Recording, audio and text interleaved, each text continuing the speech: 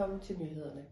Dagens store historie er et voldsomt skyderi, der udspillede sig tidligere i går mellem politiet og to bevæbnede røvere. Skyderiet fandt sted i centrum af byen og kostede 2 mennesker livet. Den ene røver blev skudt, dræbt på stedet, mens en tilskuer desværre også mistede livet. Den anden røver, identificeret som Benjamin Ingemose, lokalt kendt Benny Benløs, undslap og er nu efterlyst af politiet. Myndighederne opfordrer alle, der har set noget mistænkeligt, eller som har oplysninger om Benny Benløses opholdssted, til at kontakte politiet øjeblikkeligt. Han anses for at være farlig. På den kulturelle front er der også store nyheder i dag. Den danske film Viften har netop modtaget Nordisk Råds Filmpris, en af de mest prestigefyldte priser i Skandinavien.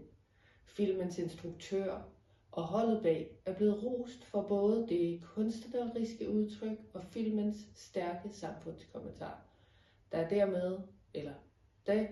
dermed endnu en fjer i hatten til dansk film, der fortsat markerer sig stærkt internationalt.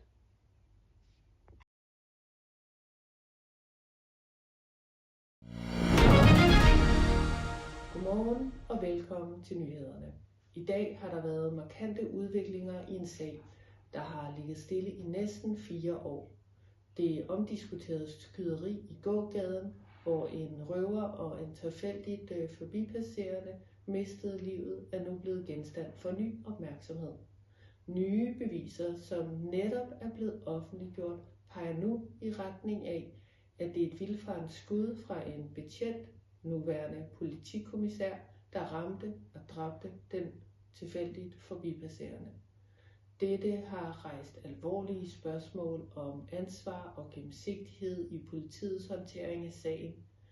Der forventes yderligere udmelding fra myndighederne i løbet af ugen. I sportens verden er en æra nået sin ende.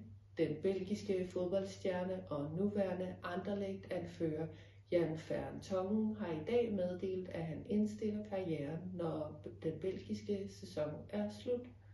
Den 37-årige forsvarsspiller har haft en imponerende karriere med ophold i Ajax, Tottenham og Benfica, og ikke mindst 157 landskampe for det belgiske A-landshold.